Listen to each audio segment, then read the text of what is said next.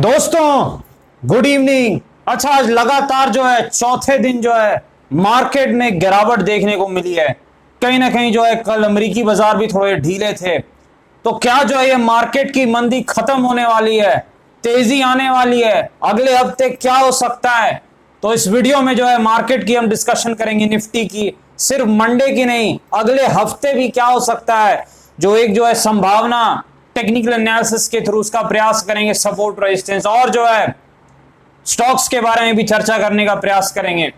दोस्तों स्वागत है आपका आपके अपने चैनल टीके मनी में। मेरा नाम है Tribhuvan NSM certified in equity derivatives में। जो नए लोग हैं वो टेलीग्राम चैनल पर आ सकते हैं। 4700 मेंबर्स टेलीग्राम पर पहले से मौजूद हैं।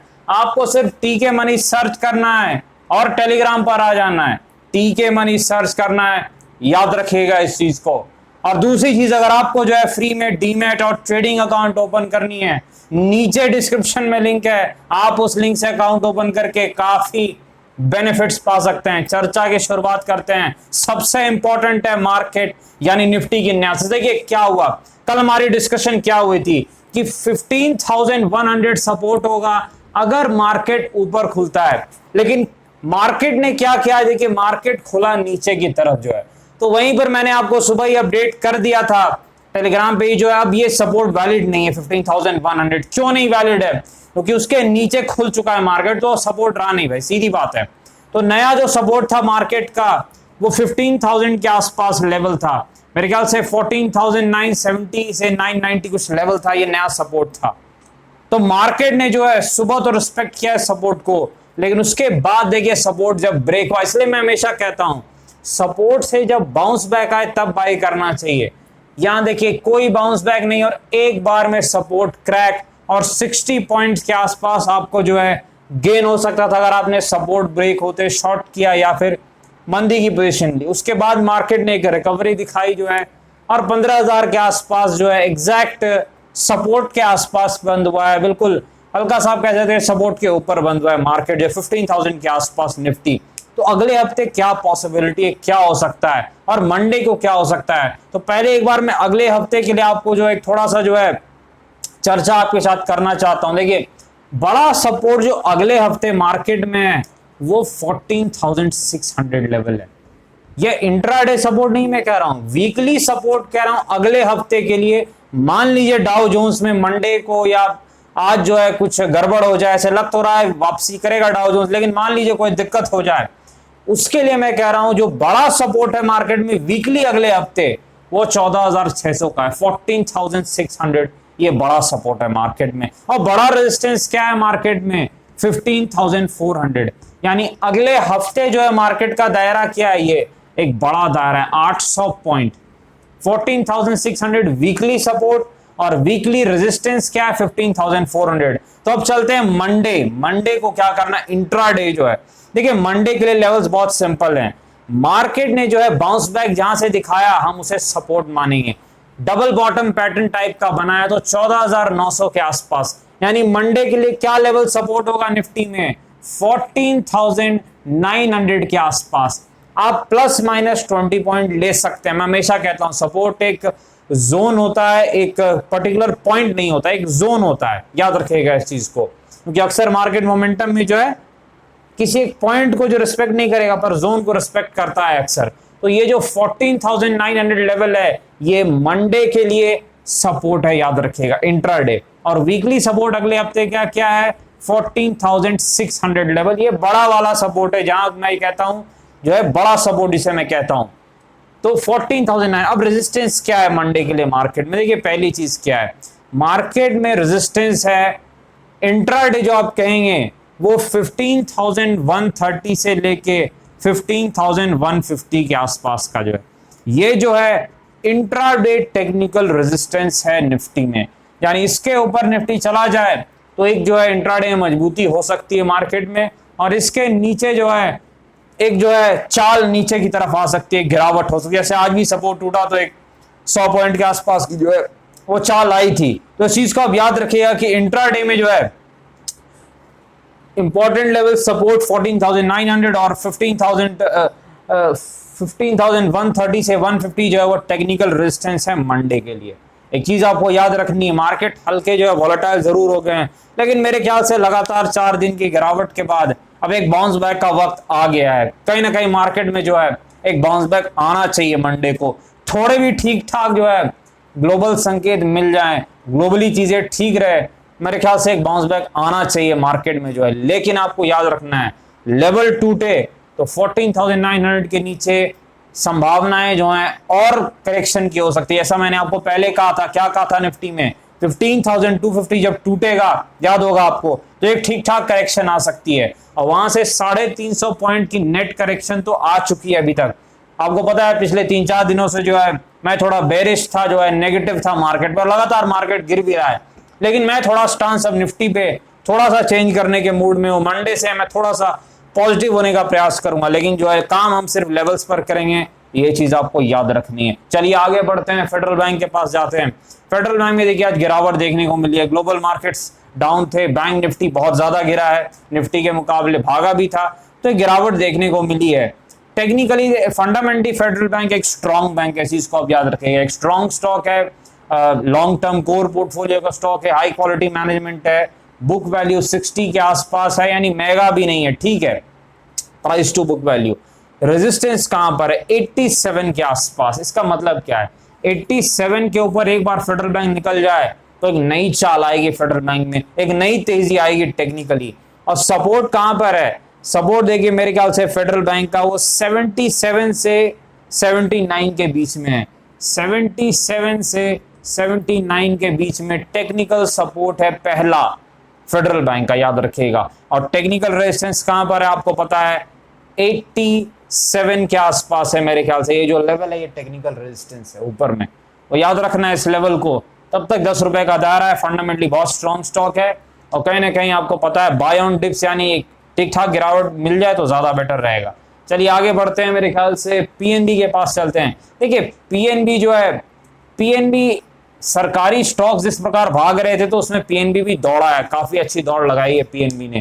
कहीं ना कहीं ये जो बैंक ऑफ इंडिया और जो प्राइवेट होने की खबरें आई कि बैंक ऑफ इंडिया और इंडियन ओवरसीज बैंक, ये सारे बैंक जो प्राइवेट होंगे, तो बाकी जो बैंक नहीं भी प्राइवेट हो रहे हैं वो भी इस खबर के दम पर दौड़ पड़े। तो ये होता है अक्सर, सेंटिमेंट पे चलते हैं सरकारी स्टॉक्स जो हैं, पीएसयू स्टॉक्स हैं, तो दौड़े बहुत तेज हैं। रेजिस्टेंस अभी भी बरकरार है 45 के आसपास पीएनबी का, 45 टेक्निकल रेजिस्टेंस है पीएनबी का, याद रखना है इस चीज को।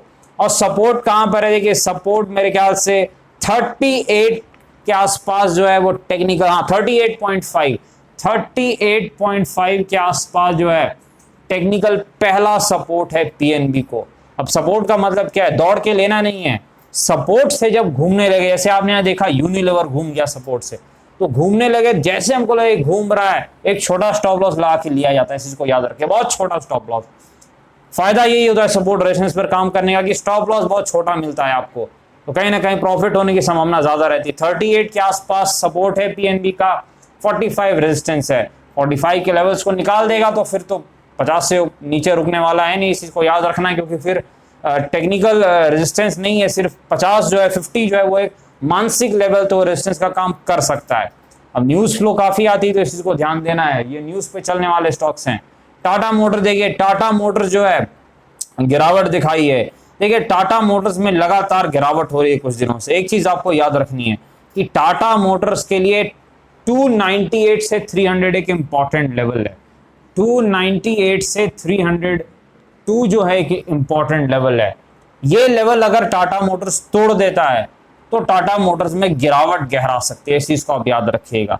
और टेक्निकली और स्ट्रॉन्ग कब हो जाएगा टाटा मोटर्स, जब वो 340 के ऊपर निकल जाएगा। टाटा मोटर्स जब 340 के रेजिस्टेंस को क्लियर कर जाएगा, 340 टेक्निकल रेजिस्टेंस है, उसको क्लियर कर जाएगा तो टेक्निकली एक और चाल दिखा सकता है टाटा मोटर्स, याद रखिएगा। हो सकता है 370 भी आ जाए, 10% की चाल, कोई बड़ी बात नहीं है, लेकिन जब तक उसके नीचे है और सपोर्ट को अगर तोड़ दे जो 298 302 के आसपास का है, तो फिर आपको एक और बिकवाली दिख सकती है। लेकिन मेरे ख्याल से अगर जो ऐसे सपोर्ट 298 के आसपास, देखिए सपोर्ट से घूमे तभी खरीदिए, क्योंकि ये जो कैंडल बनी है अगर इसके लो को तोड़ता है तो दिक्कत हो सकती है, याद रखिएगा। इस कैंडल के लो को अगर तोड़ देगा तो दिक्कत हो सकती है शॉर्ट टर्म में, सारी बातें शॉर्ट टर्म की है। तो इस चीज को याद रखना है। तब तक दायरा टाटा मोटर्स का वही 10% का जो दायरा है 300 से 340 के आसपास का। चलिए आगे चलते हैं, मेरे ख्याल से आईटीसी के पास चलते हैं। देखिए आईटीसी लगातार दौड़ रहा था, फंडामेंटली स्ट्रॉन्ग स्टॉक है, कुछ डिविडेंड यील्ड भी इन्होंने दिया है, लेकिन रिजल्ट के पास जो बाद जो है इसकी चाल बिगड़ गई है। लगातार करेक्शन आईटीसी में आ रहा है। आपको पता है आईटीसी एक ऐसा स्टॉक है जिसको मैं काफी ट्रैक करता हूं। देखिए आईटीसी में गिरावट लगातार आई है। अब आईटीसी के लिए क्या इंपॉर्टेंट लेवल है? फंडामेंटली तो सारी चीजें स्ट्रॉन्ग है, आईटीसी में कोई दिक्कत नहीं है। जो पहला जो बड़ा सपोर्ट आईटीसी में वो 200 के आसपास है, वो अभी भी चेंज नहीं है, वो वैसे का वैसे ही है। 200 के आसपास आईटीसी का बड़ा सपोर्ट है। और टेक्निकली जो है अगर कोई इंट्राडे खेलना चाहते हैं तो मेरे ख्याल से 214 के आसपास जो है ये एक सपोर्ट है। किसी को अगर इंट्राडे खेलना है तो याद रखना है 214 के आसपास सपोर्ट है। सपोर्ट तोड़ दे तो फिर खेलने का कोई फायदा नहीं है, क्योंकि फिर दिक्कत हो सकती है। लेकिन सपोर्ट के ऊपर अगर टिके एक चाल आए तो फिर ठीक रहेगा। और आईटीसी के लिए रेजिस्टेंस कहां पर है? 240 के आसपास टेक्निकल रेजिस्टेंस आईटीसी का। इस चीज को आपको याद रखना है। 240 रेजिस्टेंस है और 200 के आसपास बड़ा सपोर्ट है। लेकिन इंट्राडे में 214 का एक हल्का सा सपोर्ट जो 1-2 रुपए के स्टॉप लॉस के साथ काम कर सकता है। आगे बढ़ते हैं, मेरे ख्याल से जो है आलोक इंडस्ट्रीज के पास चलते हैं। देखिए आलोक इंडस्ट्रीज में जो है एक और जो है फ्लैट सी क्लोजिंग देखने को मिली है, 20 रुपए। ये धीरे धीरे करके पहुंच चुका है। कहीं ना कहीं जो है वॉल्यूम आज थोड़े से ज्यादा हुए हैं। जी हाँ, थोड़े ज्यादा वॉल्यूम है, नॉर्मल से थोड़े ज्यादा वॉल्यूम है। 9.8 मिलियन यानी मेरे ख्याल से जो है 1 करोड़ के वॉल्यूम हो गए हैं आलोक इंडस्ट्रीज में, जो कि इसके एवरेज वॉल्यूम है। पिछले 4-5 दिनों से अपने एवरेज वॉल्यूम से कम पे ट्रेड कर रहा था, लेकिन आज वॉल्यूम हुए हैं। इसका मतलब क्या है? देखिए आलोक इंडस्ट्रीज में टेक्निकली जो अगला सपोर्ट तो 18 के आसपास है, इस चीज को आपको याद रखना है। लेकिन आलोक इंडस्ट्रीज में ये जो 21 के सपोर्ट को तोड़ा है, तो मेरे ख्याल से जो है इसके ऊपर रिक्लेम करने का प्रयास एक बार जरूर ये कर सकता है। अब देखना वो कर पाता है कि नहीं, क्योंकि टेक्निकली तो कमजोर हो गया। देखिए ये जो लाइन के नीचे जब आ गया है तो टेक्निकली जो है वो कमजोर है, इसमें कोई शक नहीं है। लेकिन जो है शॉर्ट टर्म में कमजोरी है। कुछ न्यूज फ्लो आ जाए तो उससे कुछ चाल सुधर जाए तो वो अलग चीज है। लेकिन आपको याद रखना है कि ये जो लेवल है 18, ये अगला सपोर्ट है आलोक इंडस्ट्रीज में। रेजिस्टेंस सेम है 2730 जो है वही रेजिस्टेंस है, कोई नई चीज इसमें हुई नहीं है। तो इस चीज को आपको याद रखना है। और ट्रेडिंग में भी इसको ज्यादा मजा है नहीं, क्योंकि मूवमेंट दे नहीं रहा है। लेकिन कई बार एक चीज आपको याद रखना है, जब स्टॉक लगातार 10-12 दिनों से कोई मूवमेंट नहीं देता है तो ट्रेडर्स उसको भूल जाते हैं, धीरे धीरे वो जाने देते हैं। उसी समय एक मूवमेंट आती है, तो नजर जरूर बनाए रखना है। आपको इस चीज को याद रखना है। जैसे ये 20.4 के लेवल को निकालेगा, मेरे ख्याल से एक ऊपर के तरफ चाल आ सकती है आलोक इंडस्ट्रीज में। इंट्राडे की बात कर रहा हूं, 20.45 के ऊपर निकलेगा तो एक इंट्राडे में चाल आलोक इंडस्ट्रीज में आ सकती है। चलिए आगे चलते हैं एशियन पेंट्स की तरफ। देखिए एशियन पेंट्स में पहले भी जब गिरावट हुई थी तो हमने काम किया था, प्रॉफिट बुकिंग भी बिल्कुल हाई पर किया। जो 2520 के आसपास जब गया था वहीं पे हमने प्रॉफिट बुकिंग भी की। फंडामेंटली बहुत स्ट्रॉन्ग स्टॉक है एशियन पेंट्स। और टेक्निकली जो है थोड़ा सा जो है शॉर्ट टर्म में जो है एवरेज सा हो गया है, बहुत ज्यादा स्ट्रॉन्ग रहा नहीं है। लेवल्स क्या है वो देखना इंपॉर्टेंट है। 2375 एक इंपॉर्टेंट लेवल है एशियन पेंट में। 2375 एक इंपॉर्टेंट सपोर्ट है एशियन पेंट्स में। जो लोग शॉर्ट टर्म में काम करते हैं, इंट्राडे करते हैं या स्विंग टाइप का काम करते हैं, तो उनके लिए इंपॉर्टेंट लेवल है। अगर इस लेवल को तोड़ता है तो फिर मेरे ख्याल से एक और राउंड सेलिंग की आ सकती है एशियन पेंट में, एक और गिरावट हो सकती है। अदरवाइज सपोर्ट से घूमे तो फिर मेरे ख्याल से जो एक 10% यहां से टारगेट मिल सकता है। इस चीज को याद रखना है। कम से कम 25-50 तो जाएगा, यानी 6-7% तो है, इसमें कोई शक नहीं है। लेकिन सपोर्ट रेजिस्टेंस की थ्योरीज आपको याद रखनी है। अगर सपोर्ट ब्रेक कर देता है तो फिर आप चाल की जो है ज्यादा उम्मीद आलोक इंडस्ट्रीज में नहीं कीजिए, क्योंकि फिर जो है गिरावट की संभावना जो है वो बढ़ जाएगी। इस चीज को एशियन पेंट्स की बात कर रहा हूँ। फंडामेंटली कोई दिक्कत नहीं है, लेकिन सारी बातें जो है टेक्निकल है। देखिए एक चीज आपको याद रखनी है कि गिरावट जो है वोडाफोन आइडिया में भी काफी हुई है। वोडाफोन आइडिया मेरे ख्याल से 5 या 6% की गिरावट इसने दिखाई है। तो एक चीज आपको याद रखनी कि वोडा आइडिया जो है इसमें जो गिरावट आई है, वोडाफोन आइडिया का एक टेक्निकल और मानसिक सपोर्ट है 10 के आसपास। तो इस चीज को आपको याद रखना है कि 10 रुपीज के आसपास जो है वोडा आइडिया का जो है एक मानसिक लेवल भी है और टेक्निकली भी एक सपोर्ट है। और मेरे ख्याल से जो 6-7% की गिरावट हुई है, कहीं ना कहीं जो 13 का रेजिस्टेंस को वोडा आइडिया नहीं निकाल पाया था, तो एक गिरावट हुई है रिजल्ट्स के बाद। रिजल्ट्स में फिर से लॉस थे, पिछले बार से जरूर ठीक थे लेकिन लॉस तो इस बार भी था। तो आपको इस चीज को गौर करना है कि जब तक जो है 10 के ऊपर है वोडा आइडिया, हमें कहीं ना कहीं देखना है कि एक और चाल आ सकती है। कोई कुछ न्यूज फ्लो देखिए, फंडिंग रिलेटेड न्यूज फ्लो अगर वोडा आइडिया में आएगा कुछ फंड्स को लेकर के, तो फिर इसमें चाल आ सकती है, क्योंकि ये न्यूज पे चलने वाले स्टॉक्स है वोडा आइडिया और जितने स्टॉक्स हैं। तो इस चीज का आपको ध्यान रखना है। और डिस्क्लेमर आपको पता है, ये वीडियो एजुकेशन और इन्फॉर्मेशन पर्पस है, कृपया अपने फाइनेंशियल बाजी करके कोई फैसले बाजार में काफी जोखिम है ध्यान से काम करें। धन्यवाद।